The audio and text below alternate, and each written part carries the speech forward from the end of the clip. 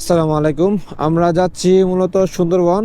এখন আছি হলো জাতির পিতা হজরত ইব্রাহিম আলাইহিস সালাম এক্সপ্রেসওয়েতে। টোটাল 5টা বাইকের টুল না মওকুফ না নাকি? ভাই বাইকের টুল কি আপাতত অফ না রানিং আছে?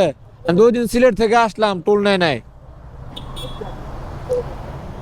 5টা ওই দিন সিলেট থেকে আইলাম, টুল নিল না। গেছে গা।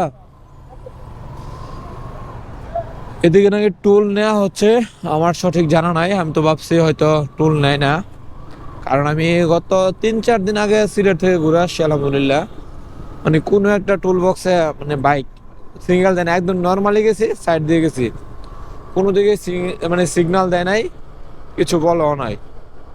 একটা নিউজে দেখছিলাম যে বাইকের টুল আপাতত মওকুফ, এখানে দেখতেছি আবার টুল নিচ্ছে। পদ্মা সেতু তো আমি মানে শিওর যে নিবে, এটা নিয়ে কোনো দ্বিধাদ্বন্দ্ব নাই। তাও চলুন যাই পদ্মা সেতু, গিয়ে হয়তো আপনাদের সাথে বলবো কি অবস্থা, নিল কি নিল না।